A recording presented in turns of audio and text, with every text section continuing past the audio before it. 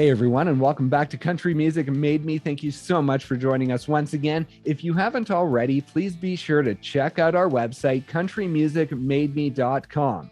There you can listen to all of our episodes, and you can also sign up for our newsletter to receive exclusive content like previews of upcoming episodes. So just head over to countrymusicmademe.com and hit subscribe. Now on to today's episode. We are excited to welcome Brooke Moriber. She grew up in New York City in a musical family, and her musical career began at the young age of 8 when she began performing on Broadway in Les Mis. Now, after going through some very difficult personal issues during her teenage years, like her parents divorcing and also losing her eyesight for 4 years due to a rare eye disease, her focus shifted. And she wanted to become a musical artist to be able to share her story and share her emotions. Now, it began in the pop world, but she quickly realized that her songwriting was more suited to country music. And so in 2017, she began making trips to Nashville. And ever since, she has been on a journey of discovery and evolving into who she is as a country music artist. So please enjoy our conversation with Brooke Moriber.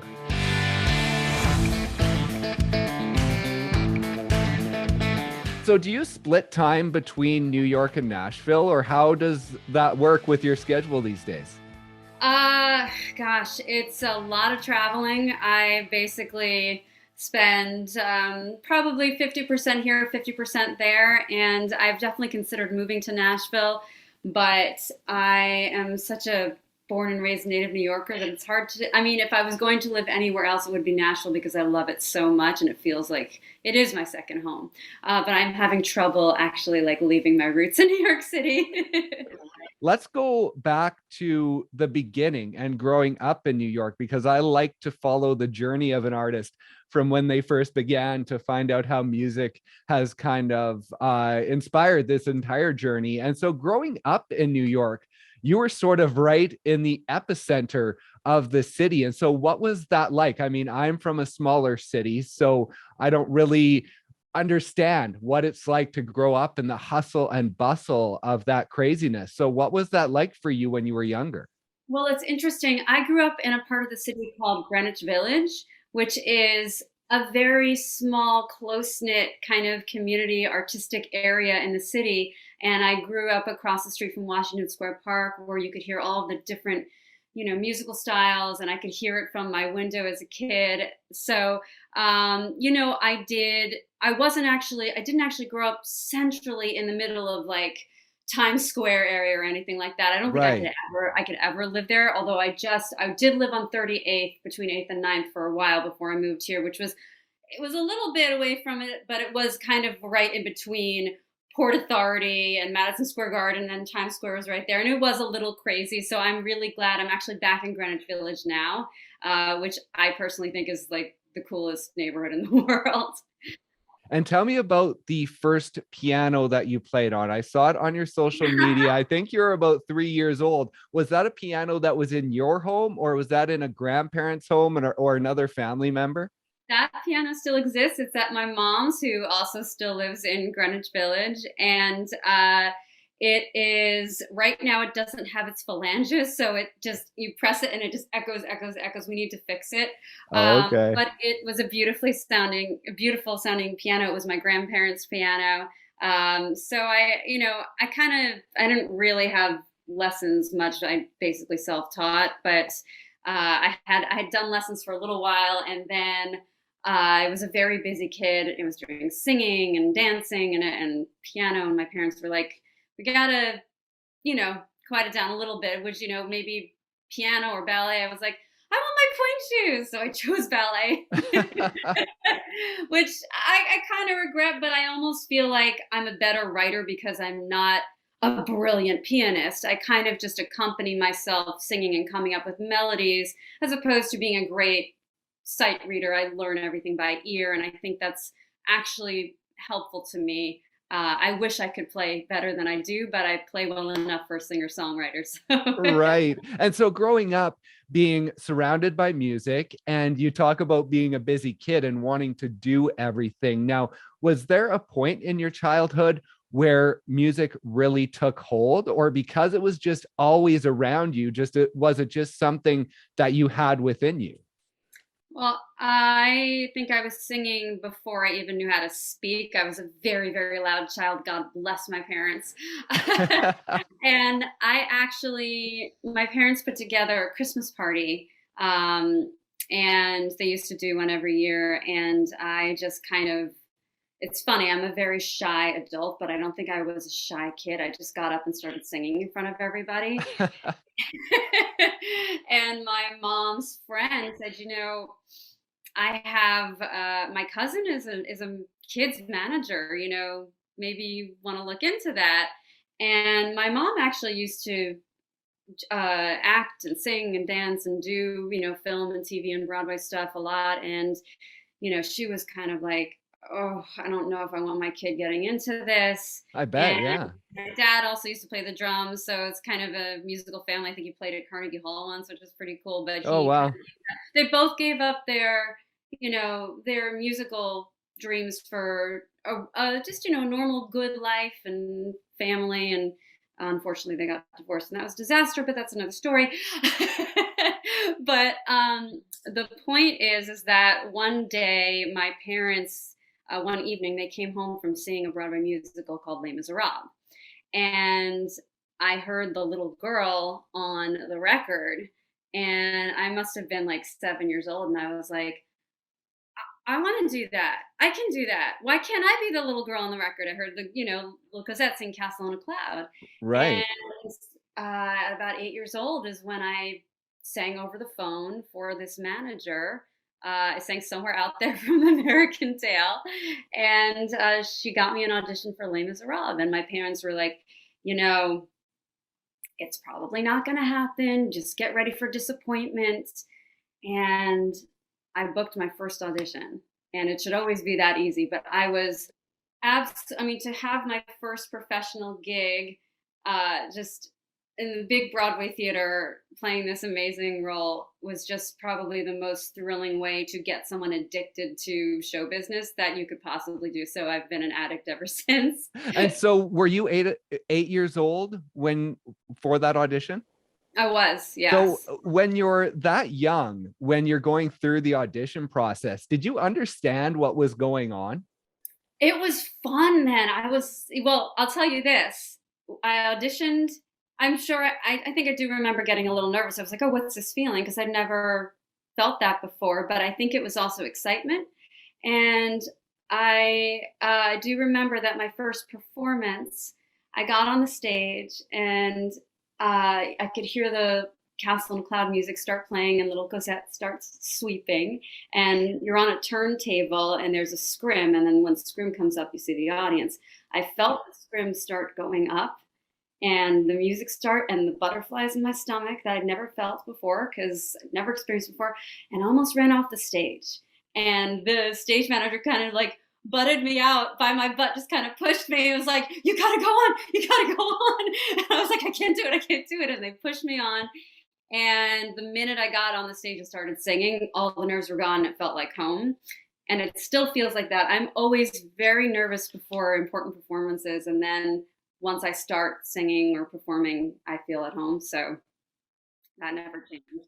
And so growing up more around the performance side of music, like music on a stage and people performing to an audience, I know I've heard you talk about the difference between Broadway and, singing on stage, because Broadway, you have to pretend the audience isn't there. You're acting. Whereas if you're just singing, you're trying to engage with the audience. And so when you're 8 and you start musical theater, did you understand that difference growing up more around the performance side of music? Did you understand that you were supposed to leave the audience and not pay attention to them?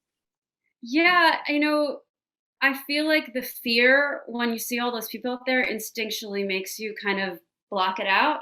Okay. I don't know if anybody ever told me that, but yeah, it's interesting. Even as a kid, I was excited to perform on Broadway, and I ended up doing a bunch of Broadway shows because that's what you do in New York City, so, and I mean, my gosh, I'm so lucky that I have had all those experiences and made a little family with the Broadway community, and I will forever be incredibly grateful for that.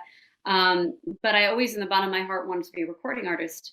So as a little kid, I would just, run around just singing, to all these, artists that I was listening to and just pretending to be a recording artist. And I had this kind of odd, weird obsession with voices being forever recorded on CDs and that they lived forever. I don't think CDs, exist anymore, but they did when I was a kid. Yeah. And now I want to talk about, you mentioned your parents divorcing, and that's another story, but I did want to sort of touch on that. And I wanted to just ask you what that time was like for you as a kid, but also how it's driven you now and how that experience has shown you to push through and never give up and to just continue pushing no matter what's happening. Yeah, I mean, it's interesting. Both of my parents really kind of, I mean, they went through it's hard to see people who loved each other so much become so enwrapped in the process of, they both wanted me, the custody battle. It was really, really hard. And at the same time, when I was a teenager and this was going on, I developed an eye disease that stole my eyesight for 4 years. So that I feel like I had a really wonderful childhood until all the hit the fan. I don't think I have. I mean, yeah, it was a really tough time for all of us, and we struggled financially. I was evicted from 5 apartments.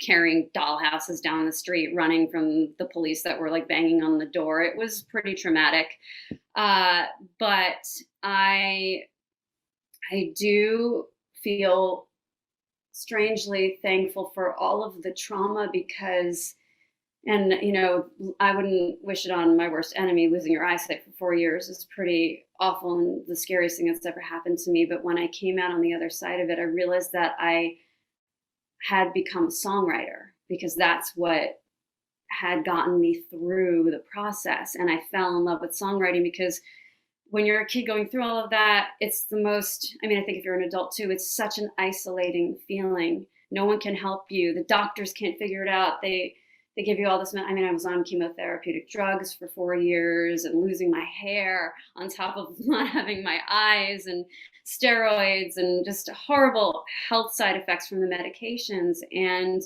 when I got my eyesight back, I was just like, I'm never going to forget how strong I am that I got through this. And I am never going to take for granted the gift that it gave me. And also, the day I had a surgical procedure after the disease went into remission I had cataracts when I was a kid from all the, the inflammation and the steroids and all that stuff gives you cataracts. So they removed the cataracts. And when they took them out, I was in a cab with my mom looking out the window and I could see the leaves on the trees for the first time in 4 years. And I was like a dog with my head out the window. I was like, oh my God, look at that, look at that. It was in such high definition that we don't realize it was, that was also an experience. I said, I will never, ever take this for granted. It is just an amazing thing that we can see what's around us. And some people don't have that. That's amazing. I went on a long tangent just now, but yeah. No, that's okay. There's a lot that happened, a lot to unwrap. Yeah. But during those 4 years, was there a time where you accepted what was going on? Or throughout that 4 years, was it a constant battle day to day, whether it was going to be a good day or whether it was going to be a bad day? It was a constant battle. And I kind of remember I've always been very driven to succeed, very type A, total perfectionist, the usual thing. But and I always believed that there was a reason for everything. And I just remember getting up every morning and saying, you're a robot, just do it. just do everything you have to do to get through this day. Things will be better one day. Just do it. But I, the doctors told me that the disease would never go away. I didn't believe it. So I was determined to prove them wrong. And I also started learning how to meditate as a kid. And I asked the doctors what's going on in my eyes, really to explain it. And I would just sit in a dark room with my eyes closed and just imagine, killing all the bad cells in my eyes and kind of like a video game, boom, boom, boom, boom, just kind of like get rid of them. And Right. the doctors were shocked when I went into remission. Like, absolutely, like, I don't understand what happened. And I said, I do. And it was just a very interesting way to realize how strong the human spirit can be sometimes. During those 4 years, is that when the writing began, or was it more once your eyesight returned that you really dove into the writing? That's the writing began. I mean, I had always written melodies when I was a kid, and I would go on the piano and just kind of create melodies and music, even before I was 14 when this all happened. I think I had been doing that for a long time. But I started really writing when the eye disease hit and when my parents got divorced. And I think the first song, I think the first real song I ever wrote was a song to my dad during the divorce called Dear Dad, that I kind of want to release one day. I think it was pretty good. But it's forced me to need it so much in my life. And now it's become my emotional outlet for everything. Like, I feel like I can get through everything because no matter how bad or great something is, I can write a song about it. I can internalize it, but I can also externalize it and make it a way to connect with other people who might be going through the same thing. So when the disease went into remission, I did make a firm decision. I said, you know what? I get why I'm like here on earth and why this happened to me. I'm going to connect with other people on a deeper level with my own music. I love performing on Broadway and having that wall between us, but I want to eye to eye tell you this is what I went through and see someone go, me too, and just have that human connection. And so when the disease went into remission, was it pretty instant that you felt that weight lifted off and you were able to move on? Or did it take some time after your eyesight returned to actually get back to normal and actually get back to a positive place? Well, it's interesting, even during the eye disease. So I wasn't in pitch black, but I could only see colors and shapes, like they're kind of floating around. Like I could see that there's a person in front of me, but I couldn't make out their face. Right. And it was also very painful, like any kind of light or so it was as close as you can get to like not seeing it all because I couldn't see anything, but I'm very thankful that it wasn't like pitch black. But to answer your question, which I'm now trying to remember what your question was. Oh, once the disease went into remission, was it pretty instant that you felt better, that you felt okay to move on, or did that take some time? So physically and emotionally, when the disease went into remission, I felt less pain in my eyes, which was great, but I couldn't see much. I saw a little bit better, but not much because I had these thick cataracts from the disease. So right. The day that they took the cataracts is the day that I was like, oh my God, when they took out the cataracts, it's like, I can't believe like I can see. Like it was unbelievably thrilling. But I actually managed to do some performing while it was going on. And I honestly have no idea how I did it, but I remember I had to like jump into someone's arms on stage and I was like, oh my gosh, how am I going to do this? And I missed the guy because I couldn't see. Right. And I would just like run. I was like, pray, bam. And they're like, why did that happen? But I have to say the Broadway community knew what was going on. And obviously there were times I couldn't perform at all, but they were incredible in supporting me through this horrible time. And I remember trying to rehearse for a show and everyone getting the sheet music, and I couldn't even see to find where the chair was that I had to sit on, and just learning everything on my little MP3 player, and just, somehow I'm getting through that. So I was always I was always positive through the whole thing, I think. I mean, I definitely had terrible days where I couldn't take it anymore. And I remember breaking a coffee table at my mom's once because I was so angry at the disease. But I think I was continuously positive on the good days. The bad days, I just kind of let myself have a bad day. Right. And there was a point, I believe it was after you regained your eyesight, that you went into your agent's office, your Broadway agent, and said, please don't book me anything else because I want to become an artist. When was that? And how did that decision come about?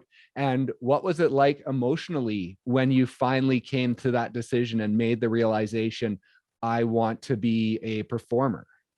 So I had been trying to dance at two weddings for a really long time. I was trying to do, once the eyesight was back and I was feeling good, I was trying to do the Broadway thing and the recording thing and the film and television thing all at the same time.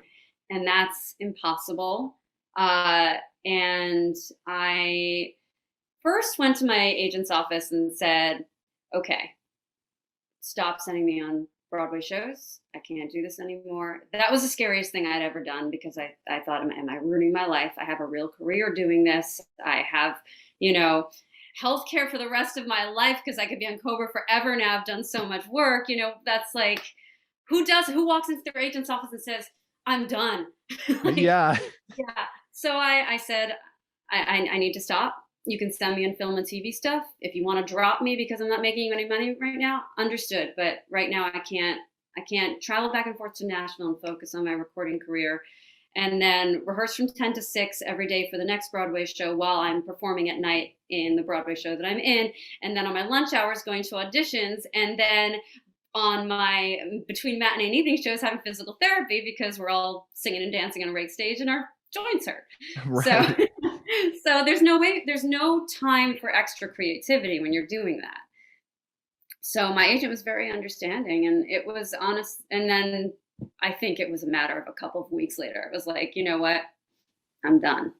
Stop sending me on everything. I am fully committed to my recording career. I've made a second home in Nashville, and he was actually very happy for me and very supportive. And I have a lot of friends in the Broadway community right now that are like, they're just so supportive of what I'm doing still, and just so it feels really good. And I was really honestly terrified when I made that decision because I didn't know what the outcome was going to be.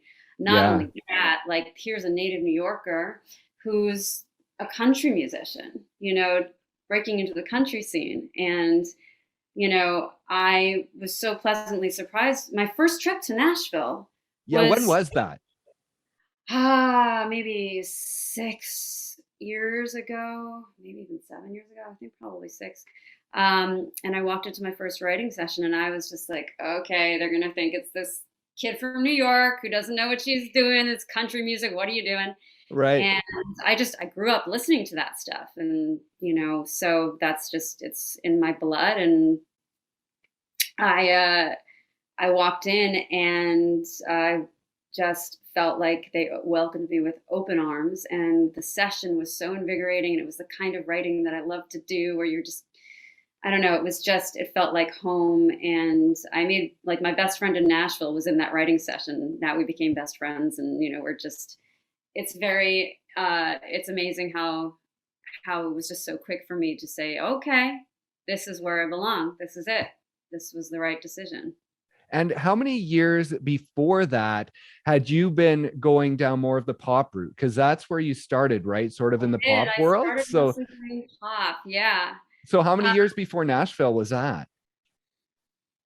I would say maybe 3 years. I was working with a label out in LA for a bit. And I just felt like in every session that I was in, I was writing pop music and singing pop music, but every part of my being wanted to make it more country. And I ended up doing a performance out in Genghis Khan in LA. I don't know if you know that club, but it's this really cool No. club connected to a Chinese restaurant. But Oh, it's this okay. really, really cool little venue. And uh, this guy came up to me, said, "Hey, my brother's a producer in Nashville. I think you'd do really well there." And it was like, it was meant to be. It was like, I always say, like, how did you become a country artist? I said, country artist, country music found me. And I was so lucky that he was there. He introduced me to his brother. So his name is Larry Mullen. His brother is Fred Mullen, who happened to have produced my girl crush from forever, because my parents used to play her constantly, and she's my vocal idol, Linda Ronstadt. And so he had recorded her last vocal, actually. And I got to record a full album with him. And after recording that full album, I ended up signing with Reviver Records, who I'm with now. And I love them. It feels like a nice little family over there.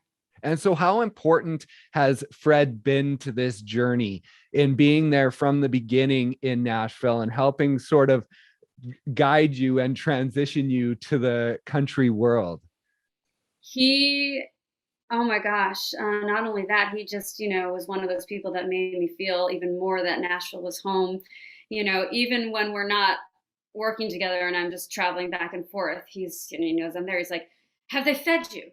Can I give you dinner? Can you come over and eat?" He's like my dad in Nashville. Right.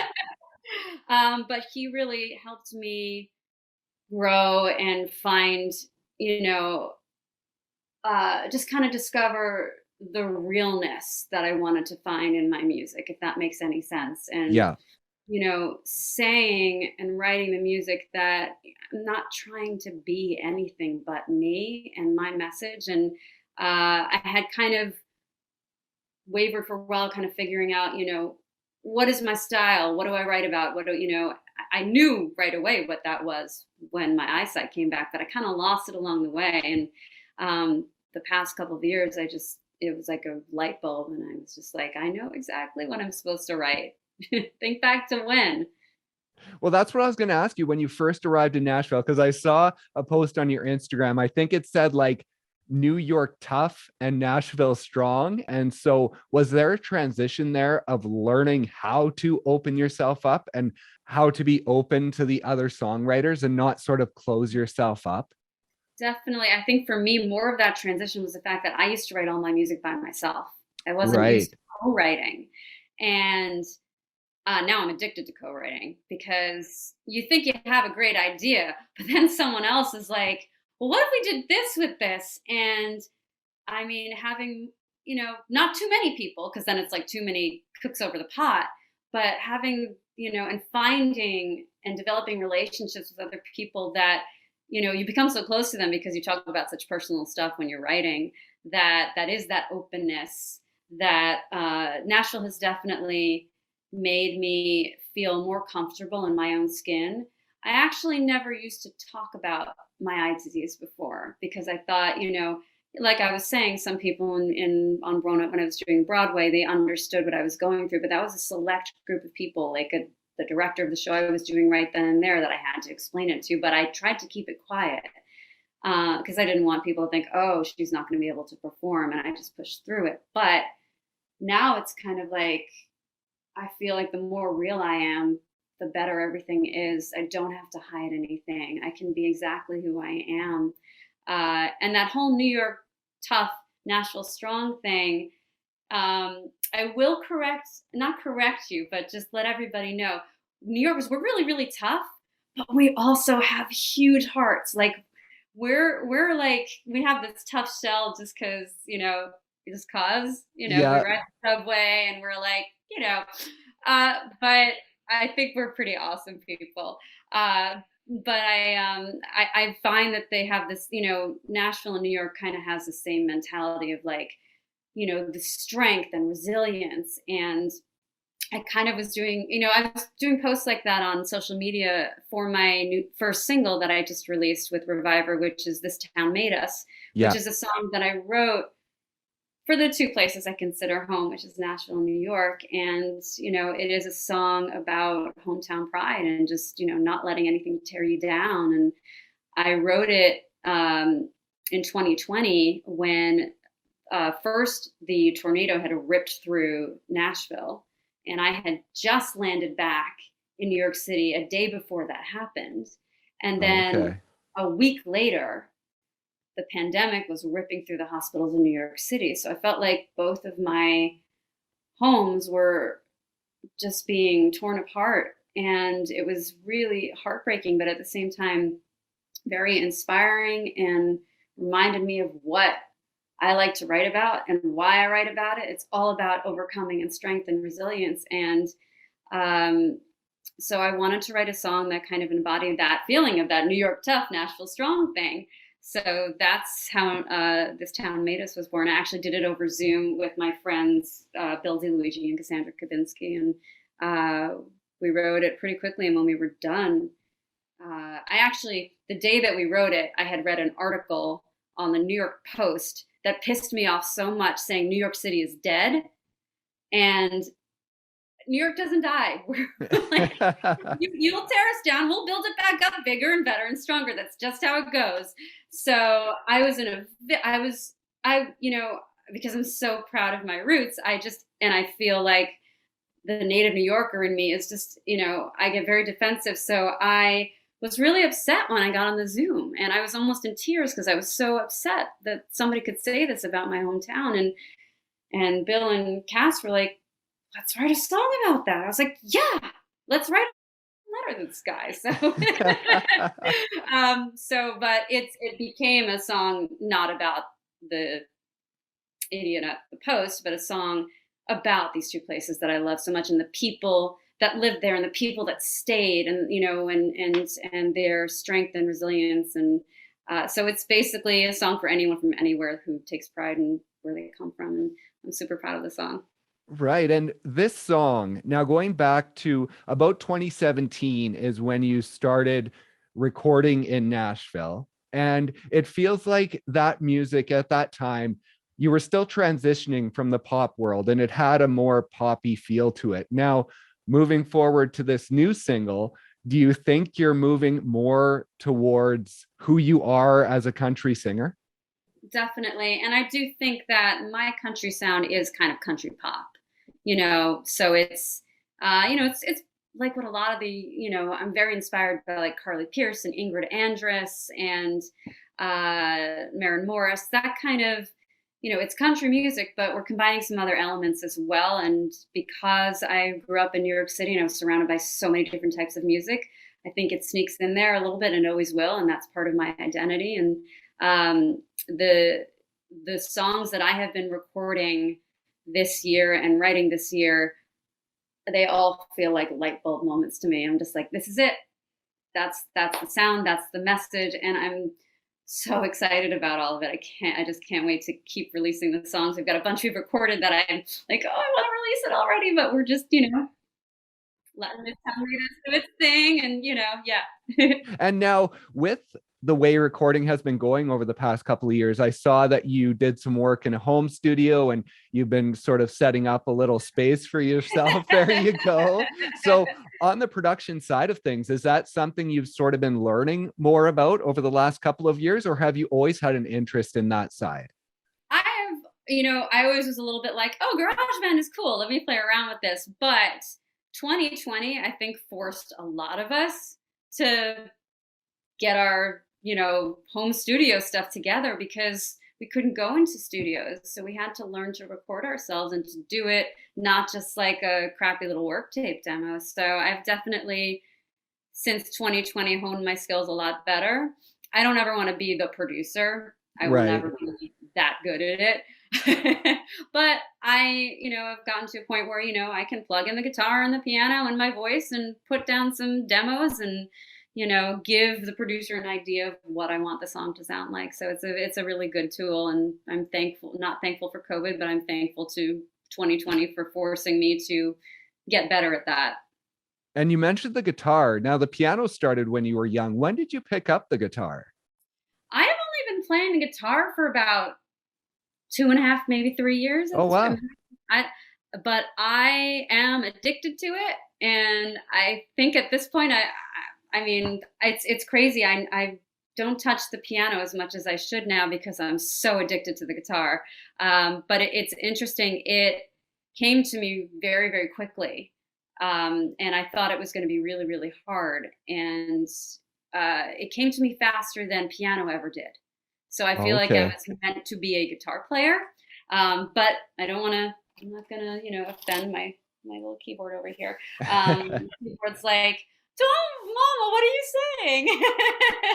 I love my keyboard and I love writing on my keyboard. The guitar is just so much easier to like travel with too. My gosh, like I've been radio touring, and if I had to lug my 88 key weighted keyboard that weighs like 100 pounds, and I used to have to do that all the time when I was performing, I'd have to drag this heavy keyboard everywhere. Right. And like, sometimes my dad would have to carry it, but I just, it's so much easier to travel with a guitar. So it's easier to just pick it up and start playing. And with your mom and dad along this journey, they were ones who sort of gave up on their musical aspirations when they became adults and had a family. Now, when they look at you and how hard you're pursuing this and the success you're seeing, what do they think about this journey now after seeing you at 8 and saying, not sure if they want to get you into this world? Well, once I started performing when I was 8 years old, they were fully behind me and just like, okay, we got you with this, and they've always been excited about my career since then. And my mom like semi-managed me for a while when I was Okay. younger. But both of them, they're very proud and really supportive and excited. They were both individually a little nervous when I stopped doing Broadway. Like, oh my God, what is she doing? Which only made me even more terrified. But they're both so excited about what I'm doing now, and they love music so much. So they're getting to kind of live some of what they couldn't continue to do through me, and so it's nice. And how therapeutic has it become for you on stage, like as compared to Broadway and now performing? How therapeutic is it? And what is the feeling? Is it different from when you were performing on Broadway? It is a very different experience. I mean, I still get the same kind of high that I got when I performed on Broadway, but the experience, what I loved about performing on Broadway is that I do love to act. I love becoming a character and losing myself and becoming someone else completely, and that's so fun. But it's also, it was also a scary transition for me to, like I was saying earlier, to kind of open myself up and let people just kind of see me. Right. And I think part of the Broadway musical theater stuff kind of tapped into my shyness, where I can just be like, no one has to see the real me. I'm just a character. They don't really have to get to know me. Right. And this time, I think, the high comes from this feeling of being accepted for everything you are, because I've put everything I am into my music, and I put all of myself into my live shows. And then I look out and see somebody who's just like I performed at the Bluebird a couple of weeks ago, and I saw this girl in the front row, and she was just like I was like, she was my anchor. She was just like with me, and that doesn't happen when you're performing to hundreds of people as a character. So Right. And with the Bluebird, and I know you've performed at the Listening Room and venues like that. Now, not being from Nashville and not necessarily growing up being focused on Nashville, what do those venues mean to you?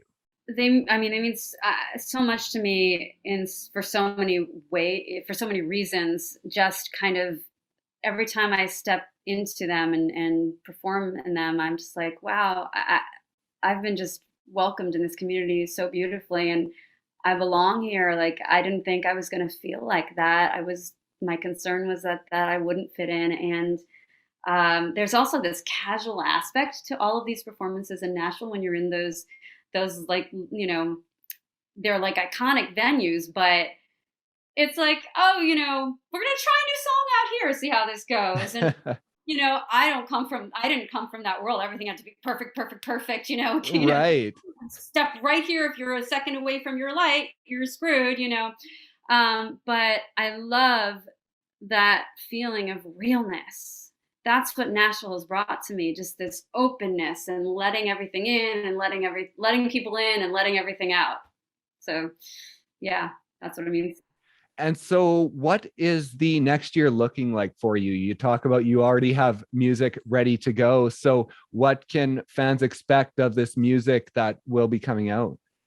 A lot of live performances coming up soon that are really exciting that I will be announcing on my Spotify page, and a lot of radio touring and a lot of music being released. So the plan now is to release more music in between each radio single. So there's going to be a lot of cool stuff coming out that I finally can release that I've been sitting on. So I'm really excited for everyone to hear it.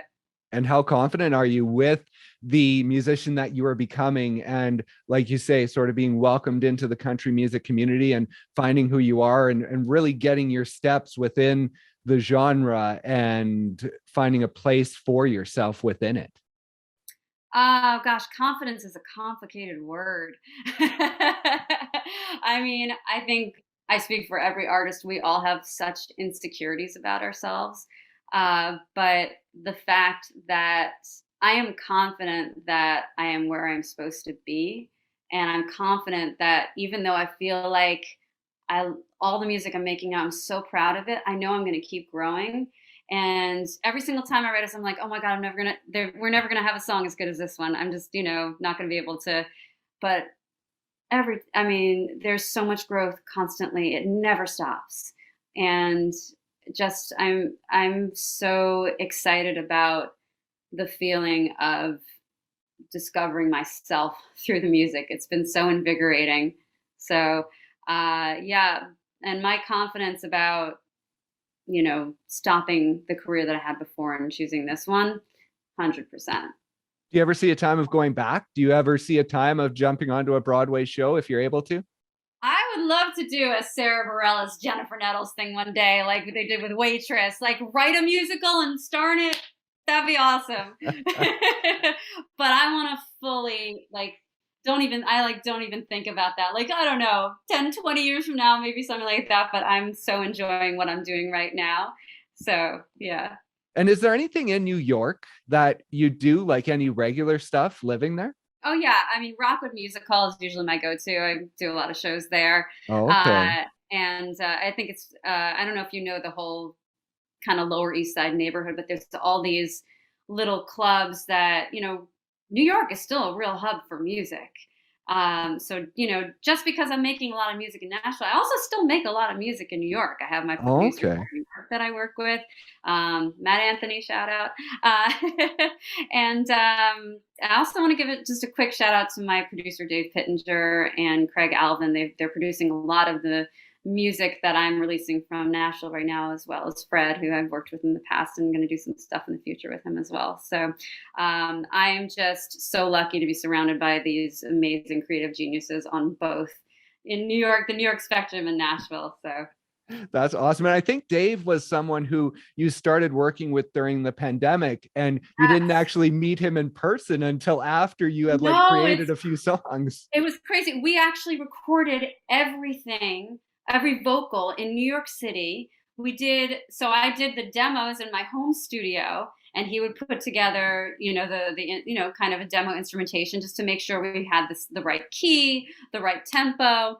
And then all of the recording of that was, really in the summer of 2020. So no one was going anywhere. Right. And I recorded my vocals in my producer in the city, Matt Anthony's studio. So Matt did some vocal engineering for the project. And then we were zoomed in to Dave. And then Dave was I'm forgetting the name of the program. I think it's Audio Drivers. I'm quoting that wrong, but it's an audio link that lets him hear exactly what's coming through the sound board. Right. So it's pretty high tech and cool, and it seems like a lot of people were doing it that way. And but we didn't meet at all during the whole process.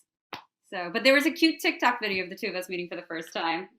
Does that change things when you're actually able to meet in person? Does it just give it that, that more personal touch? Does it just feel different now when you're moving forward producing with him?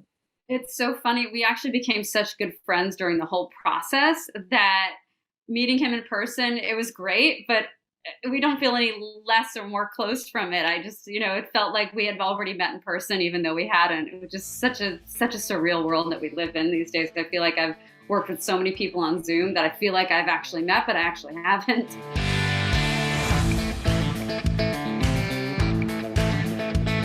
Thank you once again so much for joining us. And thank you to Brooke for stopping by and sharing her story. Be sure to check out her new single, This Town Made Us, wherever you stream your music. Please also be sure to check out our website, countrymusicmademe.com. There you can listen to all of our episodes and also sign up for our newsletter to receive exclusive content like previews to upcoming episodes. Just head over to countrymusicmademe.com and hit the subscribe button. Now, if streaming is your thing, you can still find us on any streaming platform as well. Just search Country Music Made Me. Thank you so much once again for joining us, and we will see you next time on Country Music Made Me.